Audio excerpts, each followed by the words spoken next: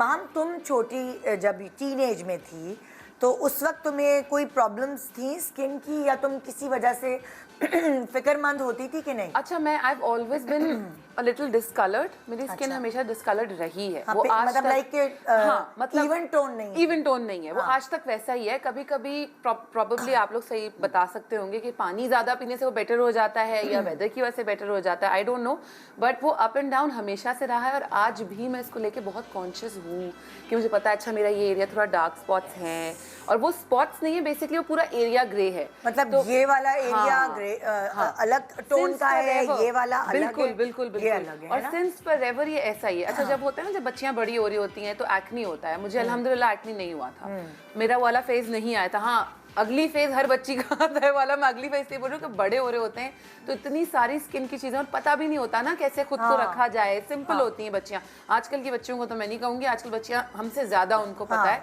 कि वो जो एक बड़े मजे का एक जोक चल रहा था कि उस उम्र में तो हम मट्टी खा रहे थे, वाकई में ऐसे ही है। पहले नहीं इतनी चीजें होती थी, ना ही परमिशन थी, काजल लगाने तक की तो परमिशन इतनी एंड में जाके कॉलेज में मिली थी तो थी नहीं। अब चीजें एडवांस हो गई, जो अम्मी की जो बेचारी की एंटी एजिंग क्रीम पड़ी होती थी वही हम लगा लेते थे, लगा लिया मुंह पे क्रीम के, खुश हो गए ना लगा के, तो वही चीज है। तो आई हैव ऑलवेज बीन शिकार ऑफ ये डिस्कलरेशन।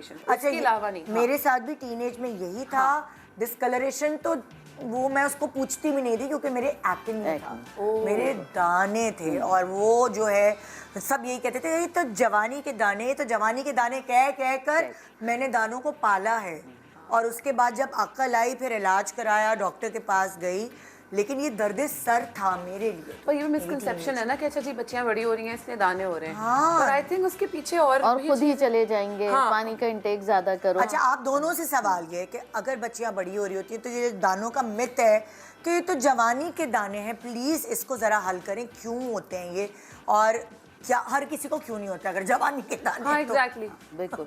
अच्छा, एक तो रीजन जेनेटिक्स भी होता है। अच्छा, कि आपके जीन्स में है, आप जैसे ही 13 इयर्स के होते हैं, एंटर होते हैं, तो आपके जीन्स जो है वो सुपर एक्टिव होते हैं और आपको एक्ने शुरू हो जाती है। लेकिन अब तो ऐसे ट्रीटमेंट मौजूद है, ऐसे सीरम्स मौजूद हैं, बट यू शुड नो सबसे basic cheese type of acne और टाइप ऑफ स्किन पता होनी चाहिए आपको। हमारे यहाँ जो रैंडमाइजेशन है ना कि आपने मेडिकल स्टोर वाले से क्रीम पूछ के लगा ली है, तो वो जो है, और स्पेशली फार्मूला क्रीम्स, तो ये जो है वो इनिशियली तो एक्नी सेटल डाउन कर देती है, लेकिन फिर उसके बाद जो एक्नी बार बार होती है उसकी वजह से वो फिर सेटल डाउन नहीं होती। लड़कियां क्या करती हैं? लड़कियां दाने फोड़ती हैं अपनी। जी, इसका सबसे जो मेजर इशू है वो यही है कि एक्नी को जब आप छेड़ेंगे, एक्नी को आप स्क्वीज करेंगे तो क्या होगा कि उस वक्त तो आपकी एक्नी आपको लगेगा कि खत्म हो गई, लेकिन it will leave a scar, और वो स्कार आपकी पूरे थ्रू आउट आपकी लाइफ में रहेगा। फिर वो उसकी ट्रीटमेंट्स हैं, डेफिनेटली हैं, लेकिन वो जाता नहीं है फिर। तो इसलिए टीनेजर्स को स्पेशली हमें एजुकेट करना होता है कि अगर एक्नी आ गई है तो just get the treatment right away, rather than खाने से भी आती है कि आप जंक खा रहे हैं, आप ऑयल बेस्ड खाना। बिल्कुल ऐसे आपकी डाइट 90% जो है ना वो आपका डाइट है। अगर जब तक आपकी गट हेल्थ अच्छी नहीं होगी, डाइट अच्छी नहीं होगी, you can not have a good skin. Like जब मैं चॉकलेट खाती थी तो मुझे लगता था टीनेज में, अब नहीं, अब तो चॉकलेट खाती हूँ तो यहाँ दाने निकलते हैं, बोटे निकलते हैं, लेकिन उस वक्त एक्ने निकलता था। और मैंने जब अपने डॉक्टर से पूछा तो नहीं खाती रहो, कुछ नहीं होता। मुझे तो समझ ही नहीं आ रही थी कि मैं क्या सही कर रही हूँ, क्या खा रही हूँ गलत, जिसकी वजह से ये हो रहा है। नहीं, सबसे बड़ा ट्रिगर ही स्वीट है। स्वीट आइटम्स जो है वो सबसे ज्यादा ट्रिगरिंग फैक्टर है। तो खाली चॉकलेट नहीं, शुगर भी है। शुगर है, शुगर जो है वो सबसे ज्यादा ट्रिगरिंग फैक्टर है। इसके अलावा आजकल जो हमारा जनरेशन है, जो लॉट है, वो जंक फूड, कोल्ड कॉफी, ये सारी चीजें जो है, कहते हैं गरम चीजें, जो गरम तासीर की चीजें होती हैं उससे दाने होते, क्या ये सही है या मिथ है? ये भी मिथ ही है बेसिकली। अच्छा, मैंने अभी जैसे पहले बताया, जैसे आपने कहा कि चॉकलेट, अच्छा कुछ जो है फ्रेटर्निटी डर्मेटोलॉजिस्ट की सपोर्ट करती है कि फूड से होती है, और कुछ कहते हैं कि नहीं होती, because it is also related to genetics. अगर मेरी फैमिली में है जैसे आपको चॉकलेट से, तो आपकी जीन्स में होगा, मेरी जीन्स में, लेकिन 100 में से अगर हम टीनेज को चूज करें तो हार्डली 20 को चॉकलेट से एक्ने होगी, 80 को नहीं होगी। अच्छा। तो इसलिए हम ये कहते हैं कि जो है वो 50% फ्रेटर्निटी कहती है कि होती है फूड से रिलेटेड, और 50% के नहीं होती। But the thing is that कि जितना आप मीठा खाते हैं, आपके स्वेट ग्लैंड उतना ही सीबम प्रोड्यूस करते हैं, and that will lead to the acidic acne.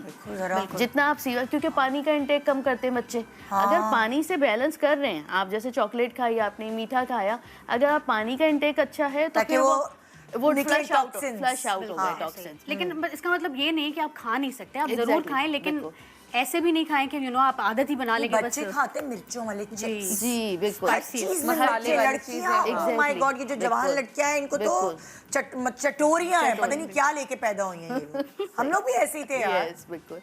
Taste bud ही होते हैं टीनेज में, टेस्ट बर्ड्स आपके बहुत सुपर एक्टिव होते हैं। आपको अच्छा अब अगर जैसे एक्ने निकलना शुरू हो गई है और अम्मी कह रही हैं कोई जरूरत नहीं डॉक्टर के पास जाने की, उस जमाने में तो फैशन भी नहीं होता था, कुछ साल पहले की बात करूँ, अब है कि अम्मियाँ भी ख्याल करती हैं, और अम्मियाँ कहे छोड़ो जवानी के दाने, तो हम क्या हमें छोड़ देना चाहिए? नहीं, बिल्कुल भी नहीं। नो, इसका इलाज कराना चाहिए। 13 साल में भी अगर है, यस, क्योंकि आप छोड़ेंगे अगर निदा तो आप स्कारिंग की तरफ जाएंगे। देखिए जो एक्नी खुद भी हील अप होती है ना, वो भी आप नोट करिएगा, हल्का सा जो है वो डेप्थ लेकर आती है, स्कार लेकर। तो वो भी है कि जैसे ही आप अर्ली स्टेज में करना जरूरी है। इसीलिए देखिए पहले जो है वो इतना जंक फूड और बाहर का खाना नहीं था, जितना अब ज्यादा हो गया है। अगर आप उसको लेट इट गो करेंगे, इट विल लीव, ठीक हो जाएगी acne, but ultimately it will leave scar. और स्कार के ट्रीटमेंट फिर बहुत लेंदी होते हैं, बहुत टाइम कंज्यूमिंग होते हैं, बहुत एक्सपेंसिव होते हैं। अच्छा, अब हमने दानों की बात की, अब हम करेंगे डिस्कलरेशन, जो कि इन्होंने भी फेस की। सारी बच्चियां जो यूनिवर्सिटी कॉलेज जाती हैं, पॉइंट्स में सफर करती हैं, ये जाहिर है सब सूरज की वजह से होता है। सनब्लॉक हमारे, हम तो नहीं लगाते थे, अब शायद हम ने बाबर कराया है। अब मुझे तो पता नहीं, मैंने पहली दफा जिंदगी में सनब्लॉक तब लगाया था जब कहीं वेकेशंस पे थाईलैंड टाइप की जगह पे गई थी और काम के लिए। उसके बाद मैंने अब एक्चुअली, अब मुझे ये बात बोलते हैं बड़ी अजीब लगती है कि सबको बोलते हैं कि ये करो, लेकिन मैंने अब रिलीजियसली सनब्लॉक लगाना शुरू हुआ और मुझे लगा कि मेरी स्किन उससे बेहतर होना शुरू हो गई है। देखो जिस चीज के बारे में जितनी बात होती है ना, वो उतनी ही लोग समझते हैं। और ये वाला भी एक होता है ना, आप लोग जरूर इस बात को अग्री करेंगे कि हम बोलते हैं जी बाहर जाना है सनब्लॉक लगाएं। सनब्लॉक तो घर की लाइटों में भी लगाना चाहिए, किचन में जाते हुए भी होना चाहिए फेस पे। बिल्कुल। अब तो सनरेज इतनी स्ट्रांग हो गई कि even if you are indoor and you have window, the rays are crossing it, so आप ये आदत बना लें डेली के मैं I am gonna wash my face, I am gonna use a good moisturiser and then use a sunblock to protect my skin, to protect the barrier of the skin. अच्छा, discolouration जैसे मैं कहूंगी कि छोटे होते से ही मुझे वो था डिस्कलरेशन। प्रोबेबली मेरा थिक हेयर है या क्या? उसकी क्या वजह? उसके दो रीजंस होते हैं। एक के कुछ टूथपेस्ट हमारे ऐसे हैं जो कि आपको अराउंड द माउथ डिस्कलरेशन कराते हैं, उसका जो झाग लगता है, ठीक है, स्पेशली आपके जो जेल बेस्ड होते हैं उनमें कुछ इंग्रेडिएंट्स ऐसे होते हैं जो कि आपके डिस्कलरेशन, और हम बहुत कॉमनली कर रहे होते हैं ना, हम ब्रशिंग करते हैं, झाग बाहर आता है तो वी फील हैप्पी कि बड़ा साफ हो, मुंह साफ हो रहा है, ठीक है। तो एक तो जेल बेस्ड नहीं यूज़ कीजिए, आप क्रीम बेस्ड टूथपेस्ट यूज़ कीजिए, तो उससे डिस्कलरेशन नहीं होती है।